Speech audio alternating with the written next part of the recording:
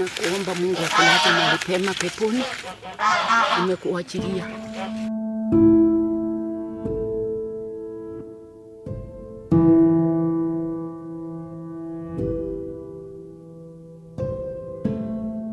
Kaniambia your sister is clinically dead. Na nikamwambia unaweza nichukulia kwa clip kidogo nimuone penye yako kwa hospitali ama nini? Akaniambia ako kwa special room. Hivyo ndo aliniambia mpaka dakika ya mwisho tukaambiwa Kate yuko amekufa. Tuende kwa embassy tusaidie mwili rudi Kenya.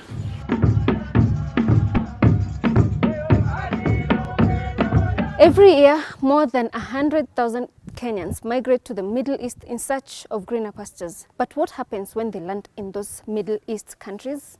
Some fall into trouble, but what do they do to come back to Kenya? Unfortunately, some lose their lives while they're trying to earn a living. Tuko went through the stories of various Kenyans and various families of Kenyans who have lived their lives in Middle East and some who came back in coffins. My name is Yvonne Kawira, and on this special report, we will give you the good, the bad, and the ugly of our Kenyans in Saudi Arabia. Nikitoka waliniambia tu kazi ni ya nyumbani na nikakubali. Kwa hivyo wakati nilipofika nikapata familia, mama na watoto 5 na wajukuu. Lakini wasichana walikuwa shaolewa. Lakini unajua Saudi Arabia msichana akiolewa kila siku anarudi kwao kila siku jioni. Kwa hivyo inakuwa tu ni kama bado wako pale. We met with Anita Mtanga, who spent a whole 8 years in the Gulf, and this was her experience. Sasa wao walikuwa wanatuambia mshahara ni 40,000 sijui ngapi, lakini unapofika pale unapata ya kwamba wakati nilienda tulikuwa tunafanyia riali 800. Hizo ni kama equivalent ngapi? Wakati ule ilikuwa inafika 20,000. Yeah, sasa hizi nafikiri ni 25 hapo, 26 kwa sababu ya rate imepanda juu. Yeah. Kwa hivyo na nyumba ilikuwa nyumba ile kubwa zaidi. Nyumba ilikuwa ya kifahari kwa sababu nilikuwa nafanyia wakubwa wa serikali. Yes. Kwa hivyo nyumba ilikuwa kubwa sana. Na wakati nilikaa pale nikafanya kazi, nikaona kweli naumia. Na ndio nikaamua sasa sitaendelea kufanya kazi mahali pale. Ukisema unaumia unamaanisha nini ilikuwa ikifanyika ndio yenye haikupendezi? Sasa unajua unafanya kazi mpaka ukiamka asubuhi umefura miguu, mgongo inauma. Yaani unafanya kazi nyingi zaidi. Yeah. Okay. Yaani tangu ukiamka asubuhi saa 12 unamaliza kazi saa 4 usiku bila kupumzika. Saa zingine hata lunch haupati vizuri. Lakini kwa sababu mimi nilikuwa mtu wa kujitetea, singeweza kuvumilia ama kunyamaza. Nilikuwa nawaambia kama sikuli hata kazi pia sitawafanyia. Yeah. Kwa hivyo wakanipa ruhusa ya kuweza kula ndio nifanye kazi. Nikapewa masaa. Yeah, msichana akanipa masaa ya kukula na masaa ya kazi. Lakini bado kazi ilikuwa ni nyingi. So nini ilifanyika ukaamua utoroke? Kwa kutoroka kwangu, kwa sababu ile nyumba ilikuwa kubwa na yule mama pia alikuwa ni mama ambaye hataki kukuona umeketi. So nilikuwa na Wafilipino pale kwa nyumba ya kijana yake na kwa mke mkubwa na kijana ya mke mkubwa. Ndio waliniorganizea wakaniambia tunataka kukupea namba ya Mkenya ambaye amekuwa akifanya hapa. Sasa ule akuchukua atakusaidia. So ulikuwa umetengeneza urafiki nao? Sasa tulikuwa tunafanya tu boma moja na nyumba zilikuwa zinaingiana, lakini kila mtu kwa nyumba yake. Sasa walikuwa wanamjua ni mama ambaye haeleweki na si mama mzuri.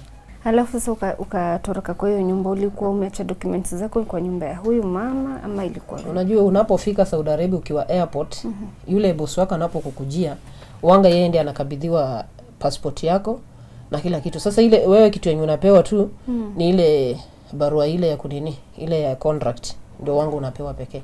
Lakini hizo zingine yeye ndiye anachukua na hutawahi ziona. Utaona tena wakati unasafiri. Yeah. So uliziacha tu kaamua? Niliwacha tu. Well, at least she came back in one piece. The same, however, cannot be said about Catherine, a mother of 3 from Vihiga County, who died while working in Saudi Arabia after a short illness. Kate na akifanya umeidi huko Nairobi, atakafika mahali akaniambia bro itabidi niende nitafute kazi huku nje. Kate akatoka akaenda Saudi Arabia. Aliniambia, nikamwambia ni sawa, takuwa hata ni vizuri. Siwezi danganya. Kate alikuwa maanza saidia hii familia. Kwa ile muda kidogo alikuwa kule, alikuwa amelipa arrears za mtoto wake ambaye ako form 4. akakuwa amemaliza yote. Apart from this year, wakati amekuwa enrolled form 4 ndio hakuweza kulipa. But kuna vile alikuwa amenieleza alikuwa na pesa ameweka, I think ilikuwa kwa simu yake. Mwisho tarehe 18 mwezi wa 3 Keti akiniambia mimi ni mgonjwa bro, lakini ugonjwa niko nayo ilikuwa ugonjwa ya tajiri yangu. Tajiri yangu alikuwa na shida ya masikio, sikio moja linauma sana, hata ukishika hapa chini ni kama kichwa inataka kupasuka. Lakini sasa yeye ilimshika masikio yote mbili. Nikamwambia sisi ni kama wewe wakati ulikuwa unaweka ile dawa kwa masikio au kusanitize mkono na ukashika kwa sikio lako, ndio ni sababu ni infection ndio ikakushika wewe. Sasa ikamshika masikio mbili. Hiyo familia au Arabu walipeleka dadangu hospitali mara ya kwanza. Apata nafuu kidogo. Na akakwambia. Aliniambia. Haya, mara pili tena akalemewa, akapelekwa. Ikabidi aende afanye scanning ya kichwa. Wajue chanzo ni nini. Lakini akaniambia, bro, ambia madhe, naenda kufanya kesho scanning ya kichwa. Na iwapo ndapatwa na shida yote, itabidi nirudishwe Kenya. Na naweza tokeleza anytime. Nyumbani. Kaambia ni sawa sisi. Mimi najua utapona, si kuanda medication unaenda kupona. Basi kawa hivyo. So unajua usiku ananiambia good night, asubuhi ananiambia good morning bro. Najua ako sawa. Kafika mahali hakuna morning, hakuna good night. Hapo sasa nikasense kuna kitu. Nikatuma message ziko tu pending hapo kwa WhatsApp, ziko tu pending. Ndio baadaye tu kama niko huko kwa stage ya boda nikapigiwa simu hapa nyumbani. Mama kaniambia na kama mambo si mzuri. Tajiri ya Keta anapiga simu ni kama kuna shida. So itabidi umpigie. Nikamwambia sinanga namba ya tajiri. But mnaweza nitumia ama mimi niteremuke chini. Nichukue namba alafu tu communicate na yeye. Jao hawezi ongea Kiswahili, andika kwa Kizungu ama kusoma. So walikuwa wanatumia most of the time mimi ndio nilikuwa nawasiliana na huyo tajiri. Nikakuja nikapewa namba tajiri, nikaisave kwa simu, nikaenda WhatsApp, nikamuuliza nini inaendelea, akaniambia your sister ako hali mbaya. Na nikamwambia unaweza nichukulia kwa clip kidogo nimuone penye yako kwa hospitali ama nini, akaniambia ako kwa special room. Hivyo ndo aliniambia mpaka dakika ya mwisho tukaambiwa Keti hayuko, amekufa. Tuende kwa embassy tusaidie kurudi Kenya.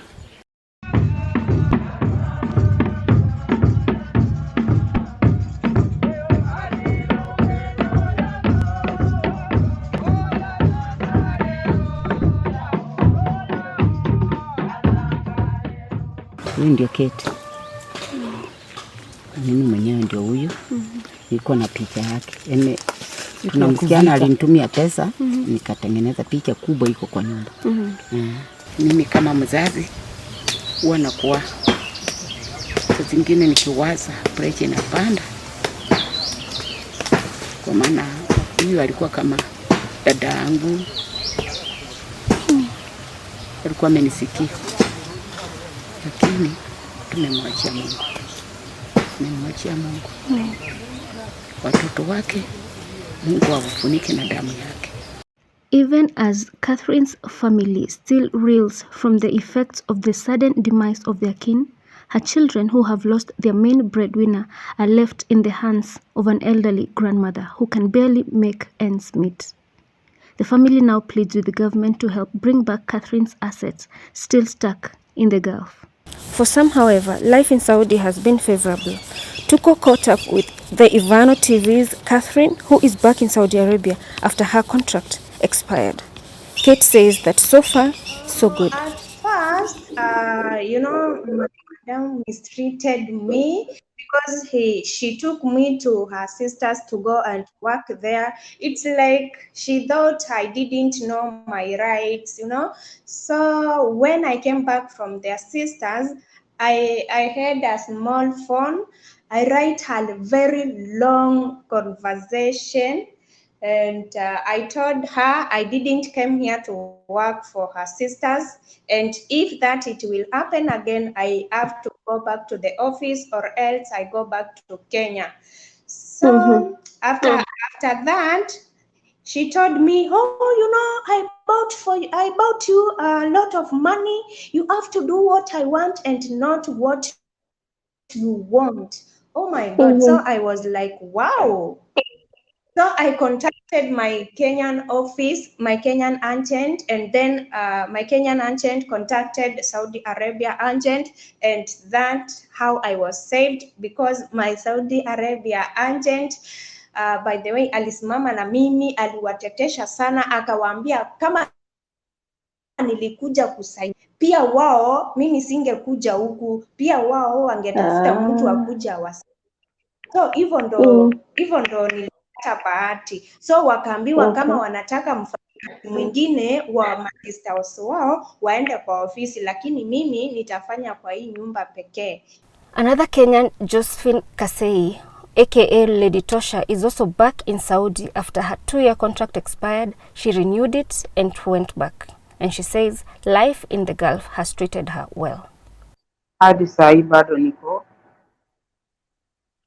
Saudi Arabia kwa bosi mmoja, sijawahi badilisha nyumba, niko pale pale, naendanga tu Kenya nikirudi. Na nimepitia mengi na nimeona mengi, nimejifunza mengi. Mimi niko na watoto 8. Ya, na wako Nairobi. Okay. Githurai.